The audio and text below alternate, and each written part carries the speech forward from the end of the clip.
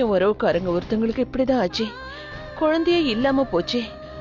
அவங்க திருச்செந்தூர் பக்கத்துல இருக்கிற குழந்தை பாக்கியம் கொடுக்கற குட்டம் ஆனந்தவல்லியம்மன் கோவிலுக்கு போய் அந்த சக்தி வாய்ந்த அம்மனை தரிசனம் பண்ணிட்டு வந்தாங்க. அடுத்த வருஷமே குழந்தையும் பிறந்துடுச்சு. போய் குழந்தைக்கு மொட்டையும் போட்டுட்டு வந்துட்டாங்க. 100 வருஷம் பழமையான கோவில் அது. ஆனந்தவல்லி அம்மனை வேண்டினா குழந்தை பாக்கியம் நிச்சயமாப்ல. அந்த கோவில்ல தூங்காத புளிய மரம்னு ஒண்ணு இருக்கான். அந்த மரத்துக்கு வயசு பல 100 வருஷமா. ராத்திரி நேரத்துல கூட அந்த மரம் தூங்குறதே இல்லையா. அந்த புளிய மரத்து இலையை எடுத்து பிரசாதமா வாயில போட்டுக்கிட்டாலே 3 மாசத்துல புள்ள வந்து எடுக்கலாங்கிறது ஐதீகம்.